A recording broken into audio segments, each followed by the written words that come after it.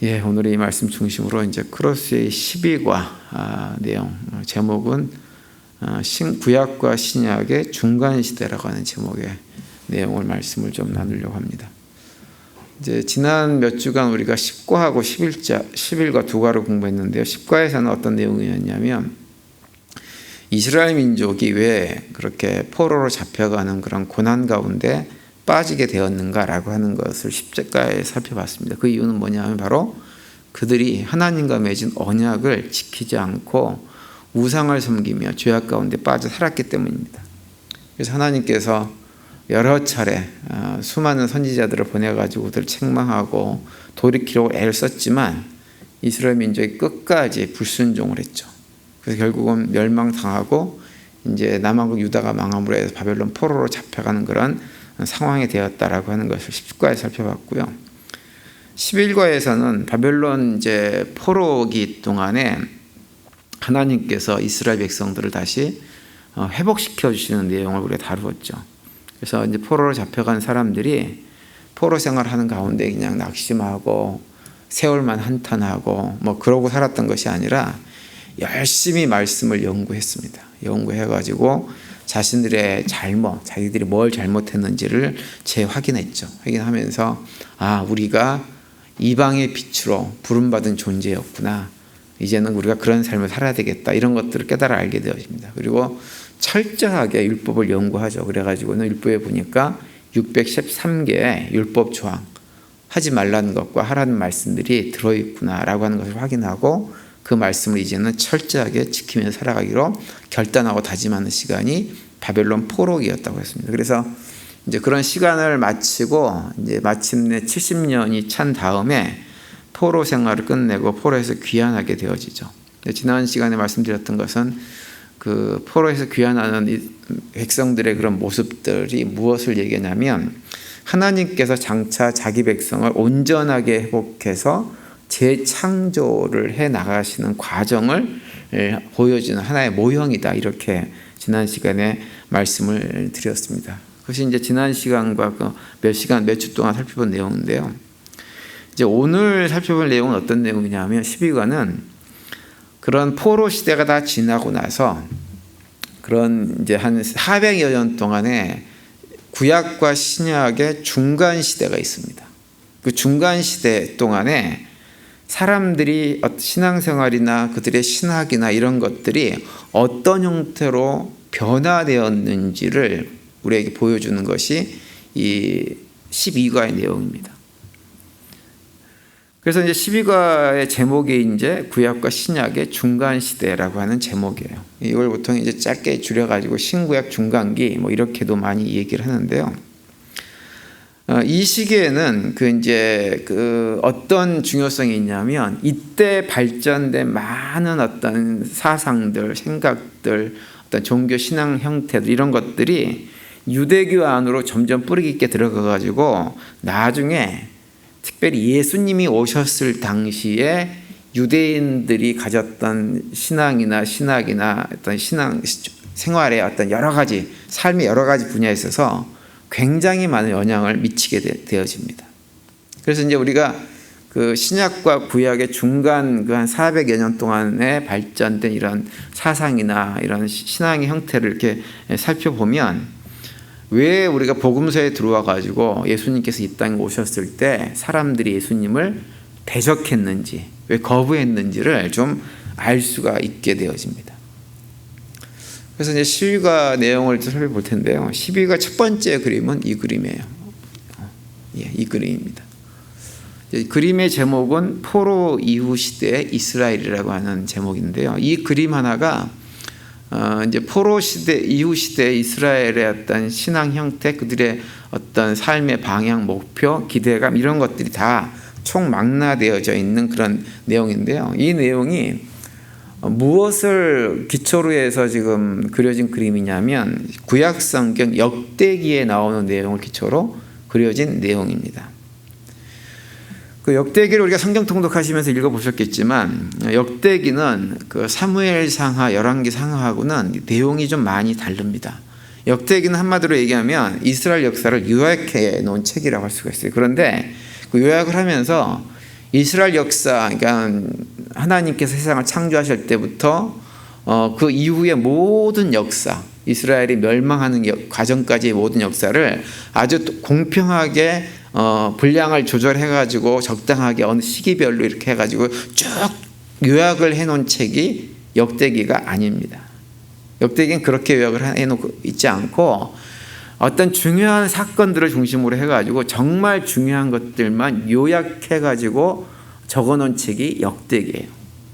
그래서 역대기를 보면 1장부터 9장까지 뭐가 나오냐면 족보가 많이 나오는데 그 족보 내용을 가만히 놓고 보면 창세기나 출애굽기에 언급되어졌던 사람들의 이름은 거의 언급이 없고, 심지어는 사무엘상에 등장하는 사울 왕에 관한 기록도 거의 언급을 하지 않습니다. 사울 왕에 대한 언급은 이제 어떤 것만 언급하냐면 사울 왕이 말년에 길보아산에서 블레셋 사람들하고 전쟁을 하다가 이제 거기서 죽었다고 하는 얘기를 잠깐 언급하고 말아버립니다.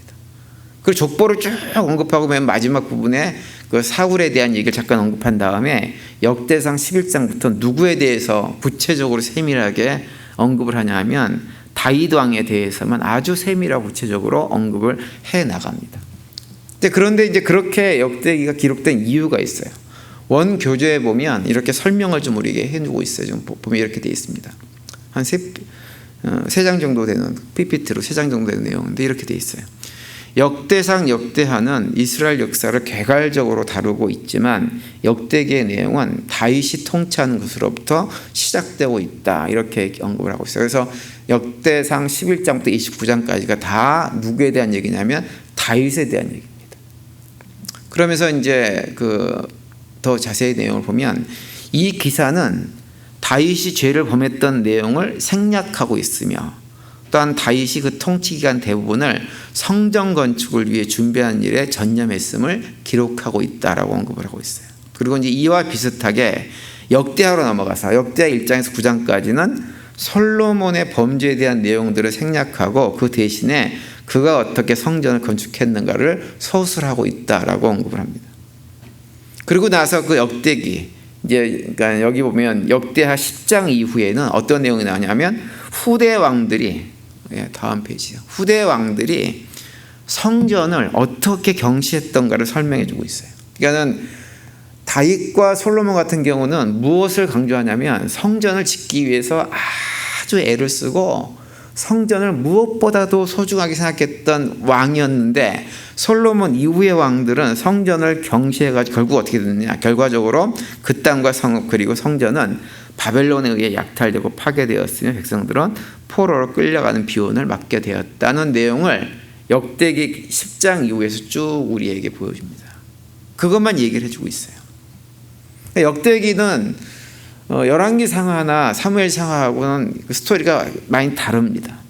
그래서 예를 들어서 다윗이 우리아의 아내 밧세바를 범하고 솔로몬을 낳고, 우리아가 이제 밧세바가 임신한 것을 알고 나서 그걸 갖다 감추기 위해서 우리아를 불러다가 밧세바하고 잠을 자게 하다가 실패하니까 결국은 전장 맨 앞에 내보내가지고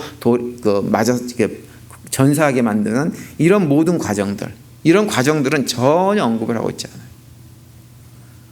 오직 다윗은 성전을 건축하기 위해서 자기가 가진 모든 에너지를 다 쏟아부은 왕으로만 역대기가 우리에게 소개를 하고 있습니다. 솔로몬에 관해서도 우리가 보면 솔로몬도 굉장히 말년에 우상숭배를 심하게 했잖아요. 근데 우상숭배를 했다는 내용은 전혀 언급을 하고 있지 않아요. 왜 이런 것들을 다 빼버렸느냐? 역대기는 기록한 의도 자체, 목적 자체가 다르기 때문에 그렇습니다. 역대상하는 이제 학자들에 의하면 아마도 에스라가 작성을 했을 것이다라고 많이 추측을 합니다. 근데 이제 에스라가 역대상하를 갖다 기록을 하면서 초점이 뭐였냐면, 이제 포로에서 돌아온 우리는 무엇을 중심으로 살아야만 하나님 백성다운 삶을 살게 될 것인가에 초점을 맞춰서 역대기를 기록하고 있는 거예요. 왜 거기에 초점을 맞췄느냐? 그래야만 두 번 다시 바벨론 포로로 잡혀가는 것 같은 그런 시대를 우리가 겪지 않기 때문에. 그래서 그렇게 되기 위해서는 반드시 우리에게는 어떤 왕이 필요하느냐? 다윗과 같은 그런 왕이 우리에게 절대적으로 필요하고 그런 왕이 오셔야 된다라고 생각을 해서 다윗 왕을 그렇게 전면에 딱 내세워가지고 다윗 왕의 훌륭한 점들만 그렇게 보여주면서 다윗 왕을 강조하고 있는 책이 역대기입니다. 그러다 보니까는 역대기를 보면 다윗 왕의 훌륭한 점만 쭉 기록을 다 해놓고 있어요. 그래서 이제 여기 그림을 다시 보시면 이 그림이 가운데 이제 얼굴이 누구 얼굴이냐면 다윗 임금의 얼굴입니다. 다윗 임금의 얼굴이. 그리고 그 다윗 임금 얼굴 주변으로 이렇게 왼쪽 위에서부터 그림이 네 가지 그려져 있죠. 첫 번째는 이 왕관을 그려놓은 거예요. 왕관을. 이것은 어떤 의미냐면 어떤 왕이 와서 우리를 갖다가 통치하고 지배하고 다스려줘야 되는데 어떤 왕이냐? 왕으로서의 강력한 힘을 가진 왕이 오셔야 된다. 다윗과 같은 그런 힘을 가진 왕이 오셔야 된다. 그분이 우리를 통치해줘야만 우리가 다시는 두 번 다시 바벨론의 포로로 잡혀가는 일이 없을 것이다. 이렇게 기대를 했어요. 그 두 번째 그림은 뭐가 보이냐면 칼이 보입니다. 칼이. 근데 그 왕은 어떤 왕이냐? 전쟁을 잘해야 돼요. 이방 민족과 전쟁을 하면 다윗 왕이 그랬던 것처럼 다 물리치고 늘 승리를 가져다주는 그런 분. 그래서 우리를 절대적으로 지켜줄 수 있는 그런 분이어야만 된다라고 하는 생각을 했어요. 그리고 또 한 가지 그림은 뭐가 있냐면 이런 모자 그림이 있습니다. 모자. 근데 이 모자 그림은 그냥 무슨 빵처럼 생겼는데 빵 공장에서 하는 모자가 아니고 이 제사장들의 모자예요. 제사장들. 그래서 제사장의 역할은 뭐냐 하면 우리 백성들과 하나님 사이에서 중간에 서가지고 그 백성들을 하나님 앞으로 잘 인도해 주는 역할을 하는 사람이 제사장인데 바로 그 제사장처럼 자신들을 하나님 앞으로 잘 인도해서 자신들이 하나님 백성답게 잘 살 수 있도록 이끌어 줄 수 있는 그런 왕이 오셔야 된다라고 기대를 했죠. 그리고 이제 네 번째 그림은 이게 뭐냐면 하프예요. 하프. 악기죠. 예배 공동체. 우리는 그런 왕을 중심으로 해서 예배 공동체가 돼가지고 하나님께 예배드리는 그런 공동체가 되어야 되는데 우리를 그렇게 이끌어줄 왕이 오셔야 된다라는 기대를 포로기 이후의 백성들이 했었습니다. 그래서 그 핵심적인 대상으로 누구냐? 바로 다윗과 같은 왕이어야 된다 이렇게 생각을 한 거죠. 그래서 전체 그림을 다시 보시면 이렇게 돼 있고 그 밑에 노란색 원 안에 들어있는 것은 뭔가요? 성전이에요. 성전. 그래서 성전을 중심으로 백성들이 뚝 둘러서 가지고 손에 손을 맞잡고 성전에 계신 하나님을 바라보면서 하나님을 예배하고 찬양하는 삶으로 우리가 살아갈 때 두 번 다시 바벨론 포로로 잡혀간 이런 어려운 일들을 당하지 않을 것이다. 이렇게 생각을 했어요. 이게 굉장히 강해졌습니다. 그래서 이 모든 일들을 다 책임지고 우리를 이끌어줄 수 있는 분은 어떤 분이냐? 다윗과 같은 그런 왕이 오셔야 되고 다윗과 같은 왕이 오셔가지고 정말로 하나님의 성전을 귀하게 생각하고 그 하나님의 성전 중심으로 신앙생활을 할 때 우리는 두 번 다시 이런 어려움을 겪지 않을 것이다. 그런 기대를 했죠. 그래서 이제 역대기 같은 경우는 보면 주로 성전을 이렇게 어떻게 질 것인가 관한 얘기들이 쭉 기록이 돼 있어요. 우리가 역대기를 보실 때 거기 족보도 나오고 그러기 때문에 굉장히 좀 지루하거든요. 첫 번째 보실 때 그랬을 텐데 두 번째 보실 때는 그런 관점에서 한번 역대기를 읽어보시기 바랍니다. 그러면 역대기가 그렇게 지루한 책이 아니에요. 얼마만큼 다윗이 솔로몬이 성전을 중요하게 생각했는지 우리가 좀 확인할 수 있고 그 이후의 왕들은 다윗과 솔로몬과 달리 성전을 어떤 식으로 경시했는지를 보면 훨씬 더 역대기가 덜 지루한 책이 되어집니다. 그래서 이제 역대기에서 가장 강조하는 것이 무엇이냐? 다윗의 역할인 거예요. 다윗의 역할. 그런데 이제 이런 와중에도 이제 한 가지 그 신구약 중간 시대에 가졌던 문제가 있었어요. 그것은 뭐냐 하면 이렇게 철저하게 하나님 중심으로 예배 중심으로 성전 중심으로 모든 것을 이렇게 집중하다 보니까 하나님을 섬기는 일에 대해서는 굉장히 최선을 다하고 열심히 잘했는데 무엇을 관심을 갖지 않게 되어지냐면 점점점 이웃에 대한 관심을 잃어버리게 되어집니다. 그러니까 하나님은 열심히 사랑해요. 하나님은 열심히 사랑하는데 이웃은 사랑하지 않는 거예요. 다시 말하면 종교 행위는 열심히 했어요. 그러면서도 성전 밖으로만 나가면 일상의 삶 속에서는 어떻게 하느냐? 온갖 나쁜 짓으로 아무렇지도 않게 행한 거죠. 그러니까 나름대로 하나님 말씀을 열심히 연구해가지고 율법을 깨달았다고 깨달았는데 결과를 놓고 보니까 그 사람들이 절반만 깨달은 거예요. 그러다 보니까는 이제 그 예수님 당시에도 마찬가지였지만 요즘까지도 보면 유대인들을 보면 돈 되는 일이면 뭐든지 다 합니다. 전 세계예요. 전 세계 오늘날도 전 세계에서 무기 거래를 가장 중심적으로 하는 민족은 유대인들입니다. 그러니까 이 땅에 있는 전쟁 대부분은 무엇 때문에 일어나냐면 유대인들의 무기 거래를 통해서 일어난다고 해도 과언이 아닐 정도로 무기 거래에 이 헤게모니를 쥐고 있는 민족이 유대인들이에요. 근데 그것만 하느냐? 그게 아니에요. 이 땅의 포르노 사업 같은 경우도 거의 유대인들이 장악하고 있습니다. 그러니까 돈이 되는 일들은 거의 유대인들이 장악을 하고 있어요. 그러니까 이런 일들을 하면서도 주변의 사람들에게 이것이 악한 영향을 친다라고 하는 것에 대해서는 전혀 생각을 않고 살아가는 거예요. 그걸 갖다가 우리가 복음서에서도 보면 예수님과 이제 바리새인들이 논쟁할, 특별히 안식일 논쟁 가운데 그런 상황들을 많이 봅니다. 예수님은 안식일이라고 해도 병든 이웃들, 배고픈 이웃들이 있으면 그들을 배를 채워주고 병을 고쳐주고 하는 것들을 아무렇지도 않게 생각하셨어요. 그런데 이 바리새인 같은 유대인들 종교 지도자들은 그런 이웃들에 대해서 관심이 없으니까 중요한 게 뭐냐면 율법을 철저하게 지키는 거예요. 안식일 철저하게 지키는 것이 훨씬 더 중요했습니다. 주변의 사람들이 죽어나가든 말든 전혀 상관이 없이. 그래서 이 특별히 신구약 중간기 시대에 너무 예배 중심으로 성전 중심으로 우리가 신앙 살아가야 된다라고 하는 것이 강조되다 보니까 반대적인 현상으로 이웃에 대한 관심이 소홀하게 되어지고 그냥 종교적으로 율법만 잘 지키면 그것이 우리의 미래를 보장해 줄 것이다 라는 생각을 하면서 살아왔던 거죠. 이것이 나중에 다 이제 예수님과의 관계 속에서 여러 가지 많은 문제들을 야기하게 되어집니다.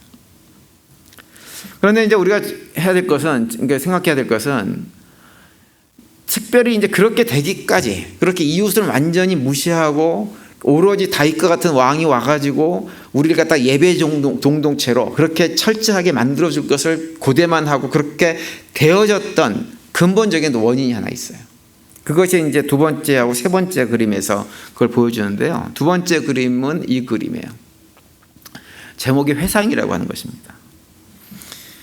이 그림은 뭘 보여주냐면 남북왕국이 멸망할 즈음에 고대 근동 지역의 지도 상황을 보여주는 거예요. 그 당시부터 이제 예수님께서 오실 때까지의 어떤 고대 근동 지역이었던 상황인데요. 이 빨간색 부분은 뭐냐 하면 그 고대 근동 지역에서 한 지역을 정복해서 통치했던 제국들을 쭉 보여주고 있는 것입니다. 제국이 통치했던 범위들이에요. 근데 첫 번째 맨 위에 왼쪽의 것이 뭐냐 하면 아수르라고 하는 나라입니다. 아수르. 이 나라가 고대 사회에서 패권 국가로는 가장 먼저 등장한 나라예요.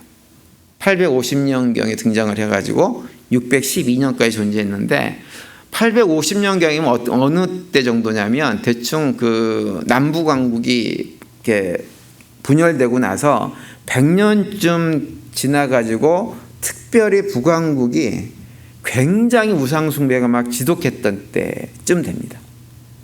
그때가 이제 누구냐면 아합이라고 하는 아주 악한 왕이 온 나라를 우상숭배로 물들이고 악한 일들을 많이 했던 그런 왕이에요. 결국은 이제 그때쯤 아수르가 등장하기 시작해가 제국을 세우고 등장하기 시작해가지고 결국은 나중에 이 아수르에 의해서 그렇게 우상숭배를 지독하게 했던 북왕국을 멸망시키는 수단으로 하나님께서 사용하시게 되어지죠. 이게 첫 번째 등장하는 나라고요. 두 번째 등장하는 나라가 아수르가 멸망하고 두 번째 등장하는 나라가 바로 바벨론입니다. 바벨론이 612년에 등장해가지고 539년까지 존재했는데요. 사실 우리가 고대 국가 중에서 바벨론에 대한 얘기도 하고 또 오늘날에도 뭐 바벨론 얘기들을 많이 하지만 사실은 고대 그 제국 가운데서 통치 지역만 놓고 보면 가장 약했던 나라가 바벨론이라는 나라입니다. 기간도 굉장히 짧았어요. 패권을 유지한 기간도 100년 조금 더 됩니다. 그런데 이 짧은 100년 좀 더 되는 그 기간 동안에 587년에 이 바벨론이 남왕국 유다를 하나님께서 징계한 수단으로 사용하시고 바벨론에 의해서 남왕국이 멸망당하고 많은 사람들이 포로로 잡혀가게 되어지죠. 그리고 이제 이 포로로 잡혀간 이후에 바벨론이 멸망을 함과 동시에 남왕국 유다 백성들이 포로에서 풀려나게 되어집니다. 그런데 이 바벨론을 멸망시킨 나라가 어느 나라냐? 파사제국이에요. 파사제국. 이제 이 파사제국이 오늘 우리가 현대적인 그 단어로 바꾸면은 페르시아 제국을 말하는 거예요. 페르시아 제국. 엄청난 지역을 이 페르시아 제국은 통치를 했습니다. 이 페르시아 제국의 후예가 오늘날 이란이에요. 그래서 이란 사람들은 자신들을 중동 사람으로 불리는 걸 별로 좋아하지 않습니다.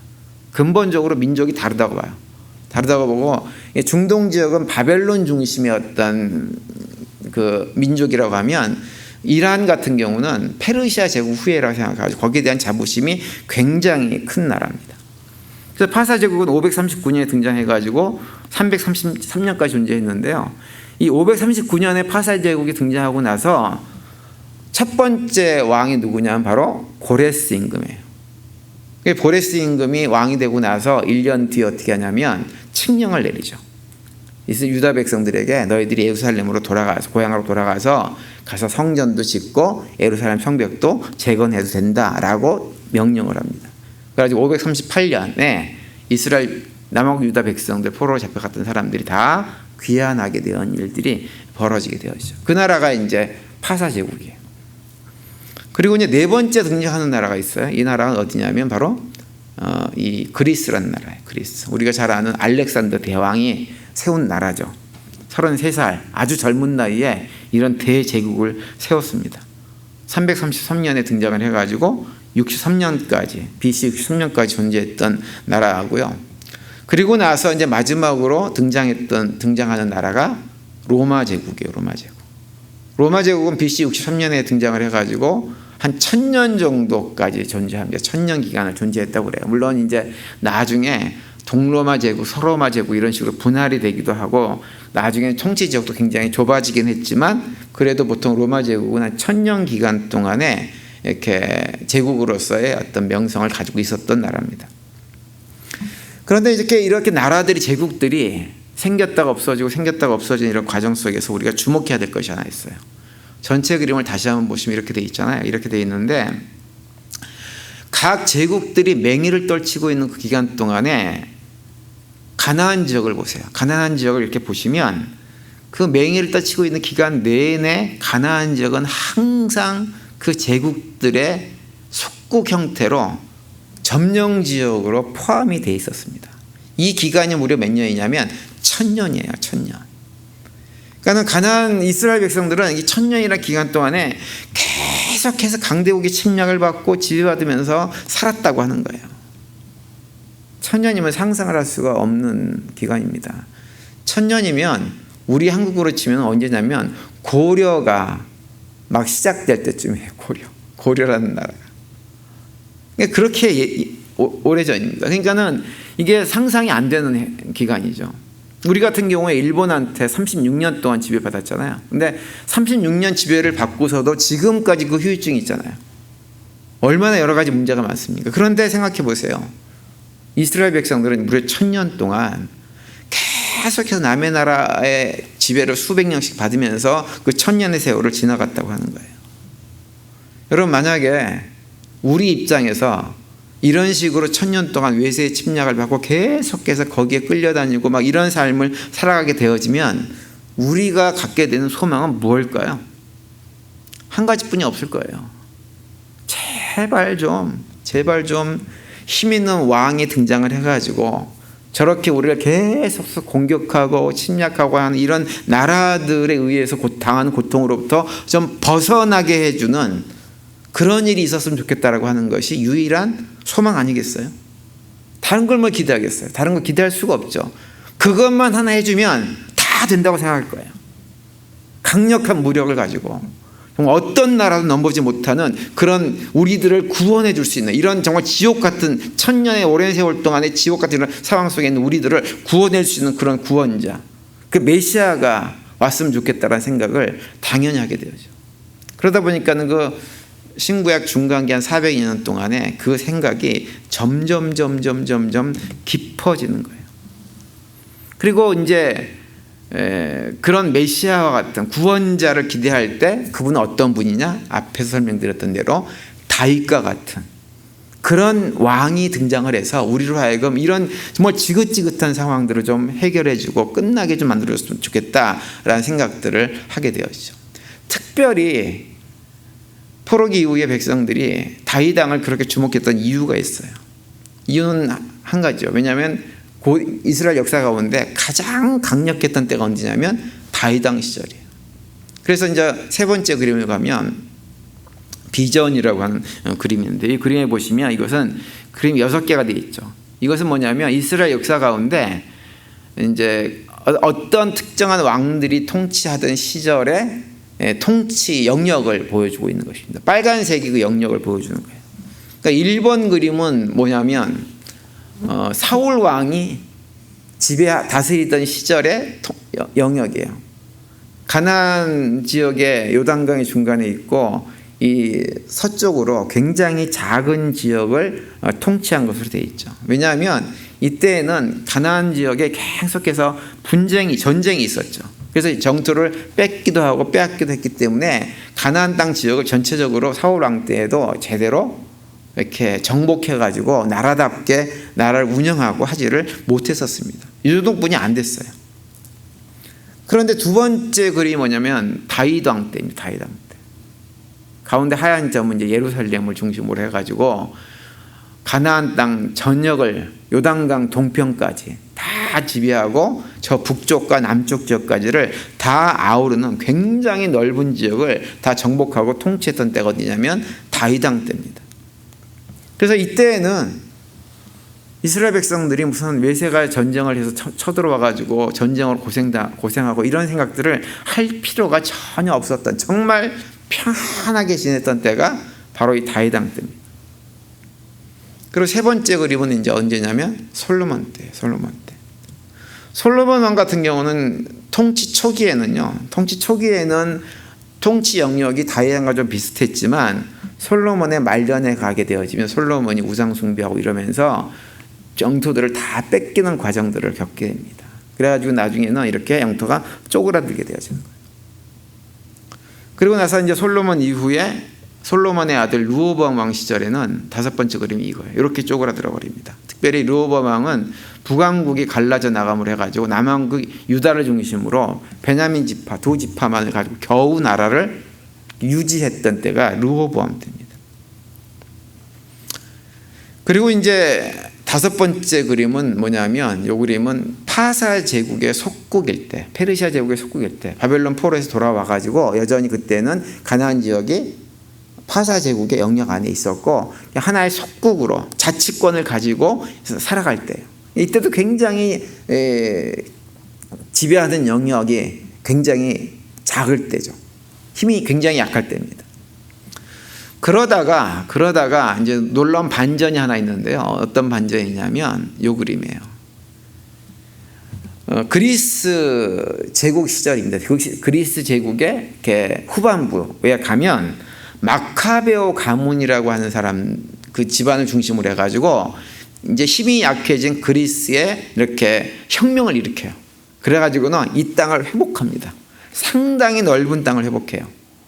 그래서 이 당시에 어떤 사람들이 어떤 생각을 했냐면 이 마카베오 가문이 하나님께서 우리를 해방시키기 위해서 보내주신 메시아구나라는 생각을 했어요. 그래서 단순하게 정치적인 어떤 군인사적인 어떤 힘만 가지고 이렇게 사람들이 함께 했던 것이, 혁명을 했던 것이 아니라 많은 종교 지도자들도 함께 했어요. 함께 해가지고 엄청난 성공을 한 100년 동안 이렇게 지나게 되어집니다. 그러다가 이게 이제 100년 정도 지난 다음에 어느 나라의 멸망을 당하냐면 로마 제국의 멸망을 당하게 되어지죠. 결국 로마 제국이 쳐들어와가지고 또 모든 것들이 수포로 돌아갑니다.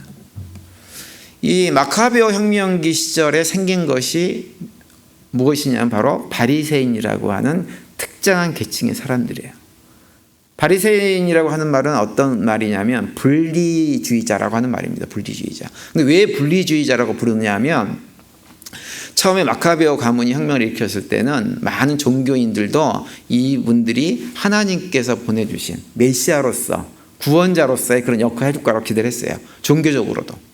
근데 가만히 보니까 이 집안이 너무 형편이 없는 거예요.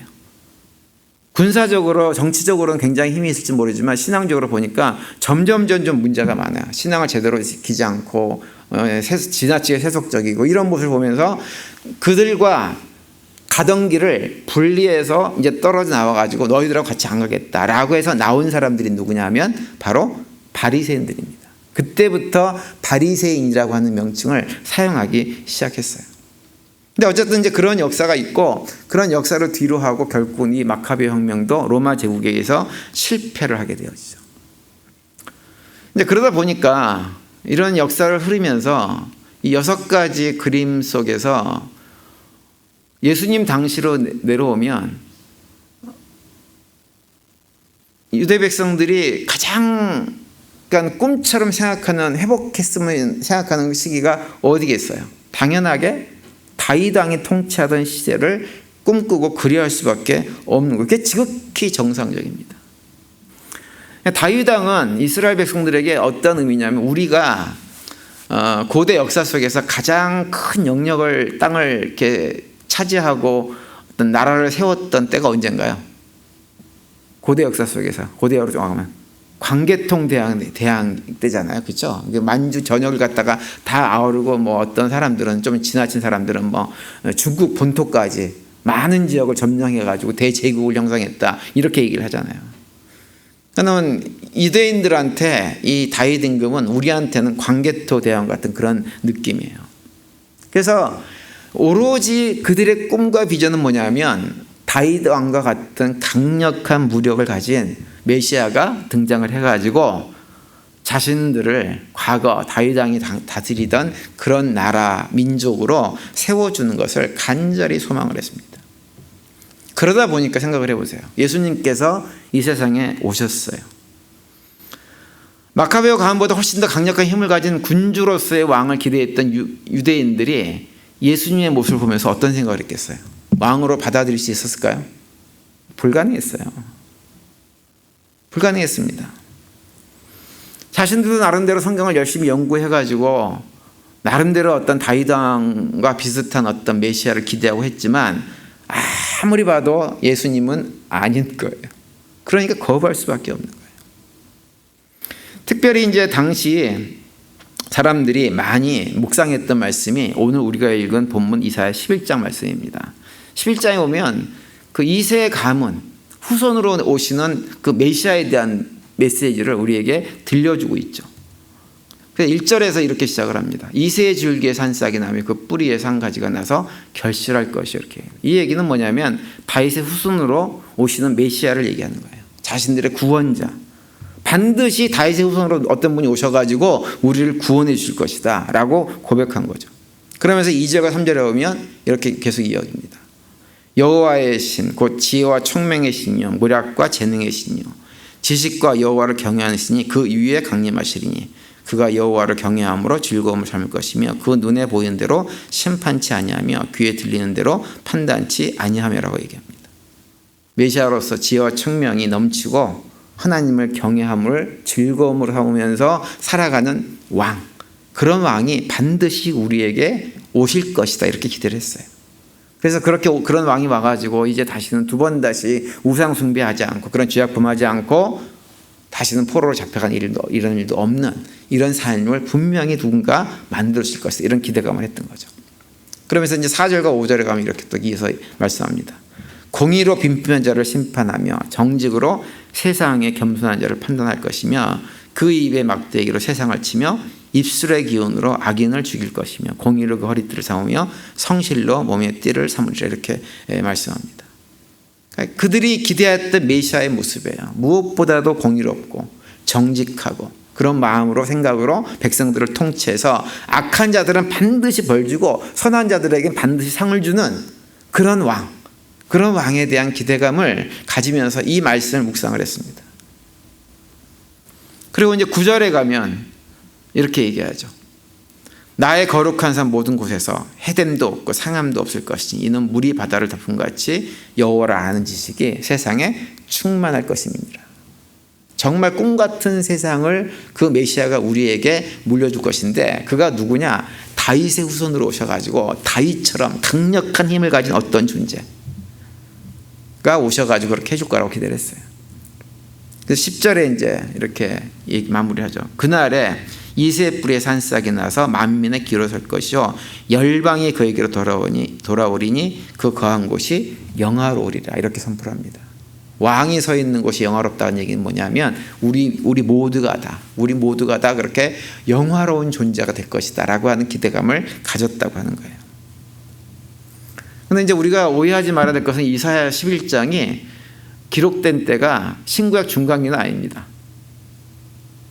포로기 이후에 유대인들이 가졌던 생각을 정리하는 것이 아니라 이때는 언제냐면 이사야가 활동하던 시기에 남왕국 유다 백성들이 하도 우상 숭배하고 죄를 범하니까 하나님께서 이사야 선지자를 통해서 이런 이새의 뿌리에 한 왕이 와서 그들을 새롭게 통치할 어떤 존재, 누구예요? 예수 그리스도에 대한 메시아를 이렇게 선포해 준 것이 이사야 11장 말씀입니다. 그런데 이 말씀을 남왕국 유다 포로기에서 돌아온 이 백성들이 포로기 신구의 중간 시기 동안에 잘못된 오해를 한 거예요. 예수 그리스도로 생각하지 않고 정말로 다윗 왕과 같은 그런 강력한 힘을 가진 어떤 존재가 와서 우리를 그렇게 해방시켜 줄 것이다, 이렇게 착각을 한 거죠. 그들이 기대했던 메시아의 모습을 보여주는 또 하나의 성경 구절이 있는데요. 이사야 9장 6절과 7절인데 이렇게 돼 있어요. 이는 한 아기가 우리에게 낳고 한 아들을 우리에게 주신 바 되었는데 그 어깨에는 정사를 메었고 그 이름은 기묘자라 모사라 전능하신 하나님이라 영존하신 아버지라 평강의 왕이라 할 것임이라. 그 정사와 평강이 더하니 무궁하며 또한 또 다윗의 위에 앉아서 그 나라를 굳게 세우고 자금이요 영원토록 공평과 정의로 그를 보존하실 것이라. 만군의 여호와 열심히 이를 이루시리라. 이런 말씀들, 이런 말씀들을 붙잡았어요. 그래서 그 왕은 어떤 왕이냐? 강력한 통치권, 정사를 어깨에 메고 아주 그 탁월한 능력을 가지고 지혜롭게 나라를 잘 다스려 가지고 그 나라를 영원히 보존할 그런 메시아가 반드시 올 것이다라는 기대를 했어요. 그런데 그 기대가 잘못된 기대였던 거죠. 예수님께서 오셨는데 전혀 그런 모습이 아니었어요. 출신을 생각해봐도 나사렛에서 어떻게 그 메시아가 와? 오면은 베들레헴이든지 유다 땅에서 와야지. 다윗의 후손으로 오신다 그랬는데 예수님이 다윗의 후손이야? 이런 것들이 안 맞는 거야, 안 맞는. 그러니까 메시아로 받아들일 수 없고 메시아인 척하는 예수님을 어떻게 했어요? 십자가에 못 박아 죽여버린 거예요. 우리가 이제 신구약 중간기에 이스라엘 백성들이 굉장히 열심히 성경을 연구하는 이런 모습을 통해 한 가지 얻을 교훈이 있어요. 그것은 뭐냐면 하나님 말씀이라고 하는 것은요, 우리 스스로 열심히 연구한다고 해가지고 그것이 깨달아 알아지는 것이 아니라고 하는 거예요. 이걸 기억을 하고 있어야 됩니다. 실제로 신학을 전공하고 박사학위를 가진 사람들 가운데서 예수를 부인하는 사람들이 있어요. 아이러니하게도. 대표적으로 캐나다 토론토 대학에서 신학을 가르치는 오모 교수님이라는 분이 계십니다. 신학과 교수예요. 그런데 그분이 쓴 책 제목이 뭐냐? 예수는 없다야. 예수는 없다. 역사적 예수는 없다는 거예요. 실제한 인물이 아니다. 이렇게 결론을 내리고 책을 썼어요. 우리가 기억해야 될 것은 뭐냐? 하나님 말씀은 우리가 열심히 연구한다고 깨달아 알아지는 것이 아니라 우리 안에 계신 성령 하나님께서 깨달아 알게 해주셔야 알게 되는 것이 하나님의 말씀입니다. 그래서 하나님 말씀을 대할 때 내 입장에서 말씀을 자꾸 읽으려고 하면 안 돼요. 내 삶의 처지에 따라서 성경을 읽으려고 하면 안 돼요. 그러면 오해하기 딱 좋은 것이 성경입니다. 성경을 읽을 때 항상 어떤 자세가 되느냐? 우리 안에 계신 성령 하나님을 전적으로 의지하는 그런 겸손함을 가지고 성경을 읽어야 하나님 저도 알 수 없어요. 깨달을 수 없어요. 성령 하나님께서 알게 해주세요. 보여주세요. 각인시켜 주세요. 이런 마음을 가지고 말씀을 읽어야 성경의 뜻을 제대로 우리가 알 수가 있게 되어지는 거예요. 그런 마음으로 읽어야 내 형편 처지와 관계없이 하나님께서 나에게 주시는 말씀들을 우리가 들을 수가 있고, 그 말씀들이 살아 역사해서 우리의 삶을 새롭게 하나님 백성답게 세워져 나가게 만들어주는 거예요. 그리고 그렇게 할 때 우리의 삶이 눈에 보이는 환경과 관계없이 어떤 상황 속에서도 하나님 나라를 경험하면서 그걸 누리고 살아갈 수 있는 참된 믿음의 길을 걸을 수가 있게 되어지는 것입니다. 저는 우리 교회 성도님들이 작년부터 이제 성경 통독을 쭉 하고 있지만 성경을 많이 읽게 되기를 바랍니다. 그래서 성경을 많이 알게 되기를 바라요. 성경을 모르면 신앙생활을 제대로 할 수가 없어요. 정말 그래요. 근데 성경을 우리가 너무 안 읽어요. 안 읽어도 너무 안 읽어요. 성경을 많이 읽어야 됩니다. 읽고 또 읽고 또 읽고 또 읽으면서 우리 안에 계신 성령 하나님께 계속 요구해야 돼요. 하나님 알려주세요. 깨닫게 해주세요. 그럼 보여주세요. 깨닫게 해주세요. 진짜로.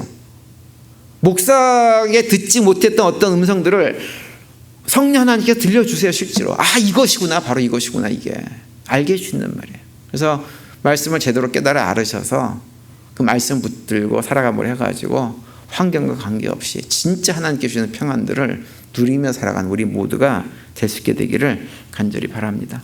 남은 한 주간도 그런 복된 삶을 살아갈 수 있게 되기를 간절히 축원을 드립니다.